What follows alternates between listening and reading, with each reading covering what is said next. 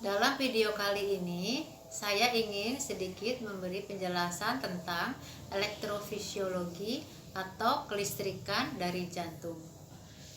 Topik bahasan ini cukup penting karena jantung merupakan organ yang spesial.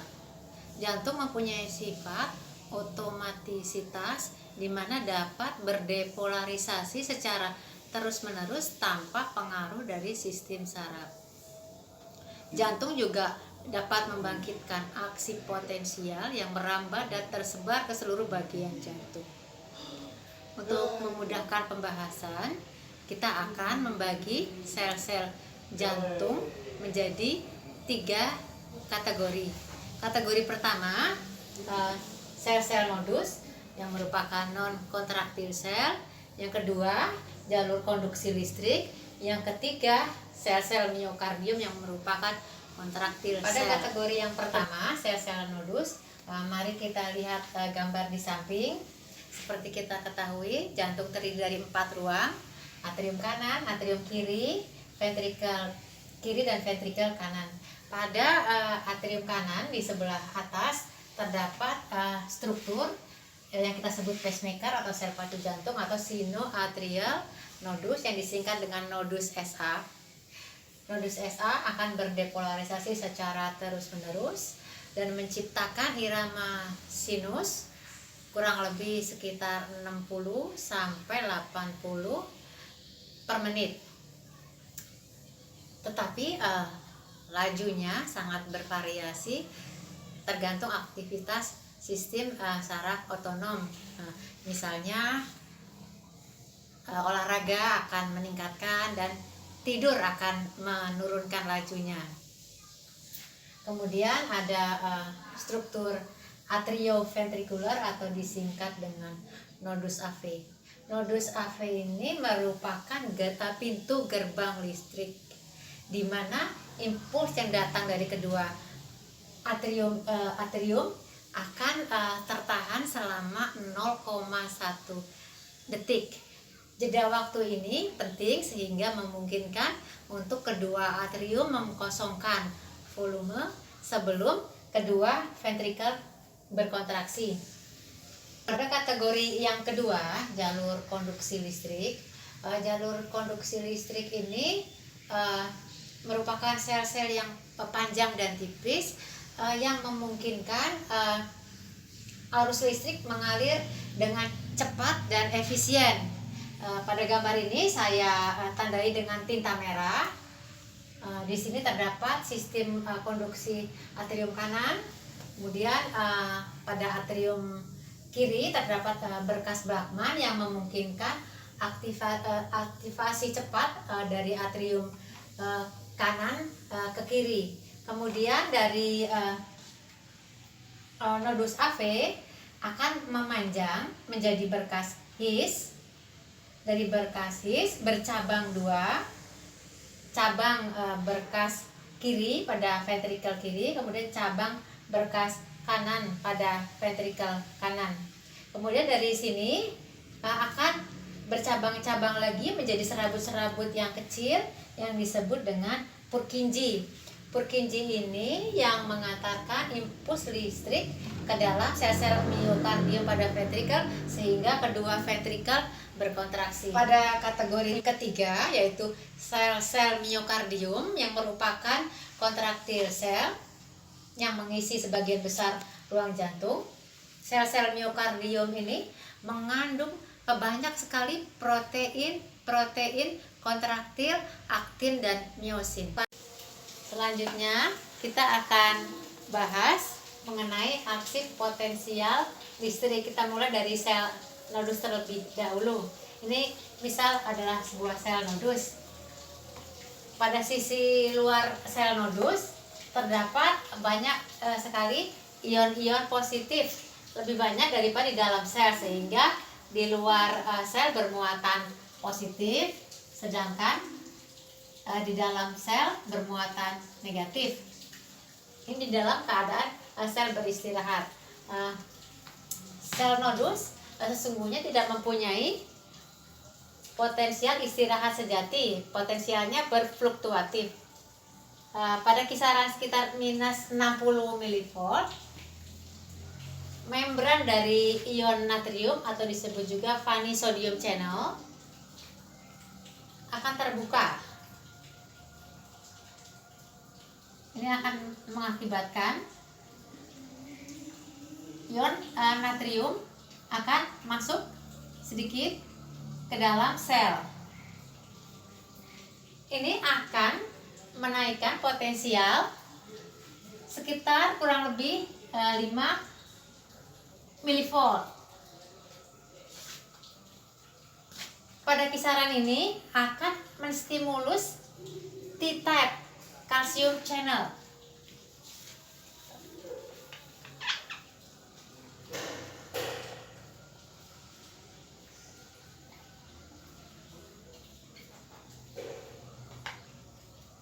Calcium channel akan masuk ke dalam sel.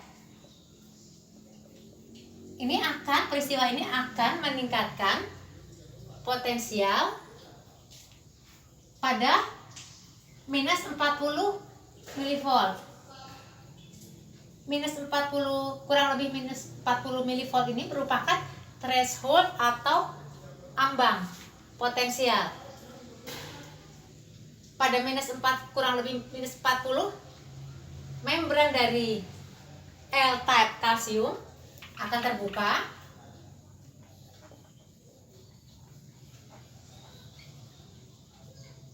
Di sini akan terjadi ras kalsium, ion kalsium akan masuk secara agresif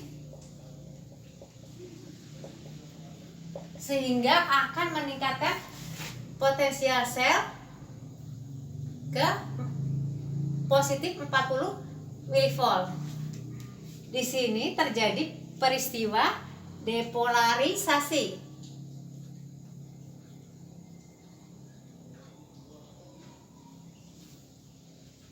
Kemudian setelah depolarisasi tercapai, ion-ion positif akan keluar dari sel. Kita lihat ion-ion positif potasium akan keluar sel. Ini akan menurunkan potensial ke potensial istirahat.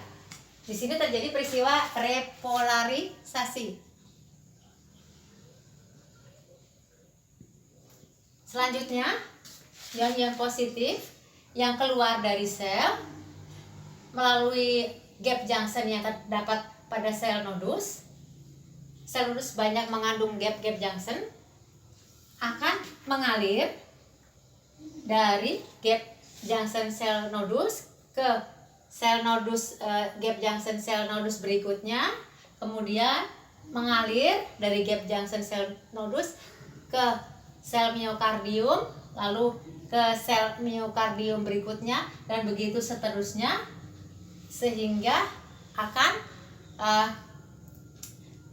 mengaktifasi sel miokardium untuk berdepolarisasi. Selanjutnya kita akan bahas mengenai aksi potensial dari sel-sel kontraktil, sel-sel miokardium atau sel-sel kontraktil. Ini kita misal sebuah sel kontraktil dalam keadaan beristirahat, sisi luar bermuatan positif, sisi dalam bermuatan negatif, karena di sisi luar lebih banyak mengandung ion-ion positif daripada di dalam sel. Dalam pembahasan sebelumnya, pada sel-sel nodus, melalui gap junction sel-sel nodus mengalir ion-ion potasium akan masuk ke dalam sel-sel miokardium.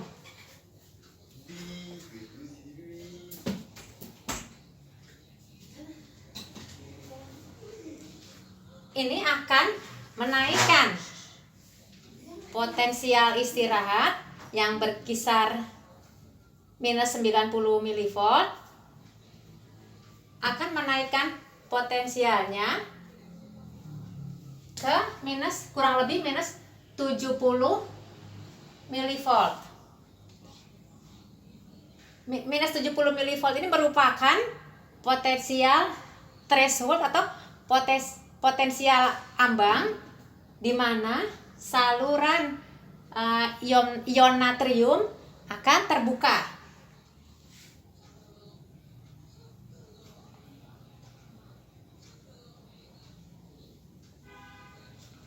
Ini akan menyebabkan rush dari ion natrium masuk ke dalam sel-sel kardium. Secara agresif, ion-ion natrium akan masuk ke dalam sel. Sehingga akan terjadi peristiwa depolarisasi. Bersamaan ini masuk sedikit ion kalsium melalui saluran membran ion kalsium hingga mencapai kurang lebih plus 10 mV. Kemudian ketika pada kurang lebih 10 mV, saluran dari membran ion natrium akan tidak aktif lagi. Ini kemudian akan turun potensialnya karena ion potasium keluar dari sel.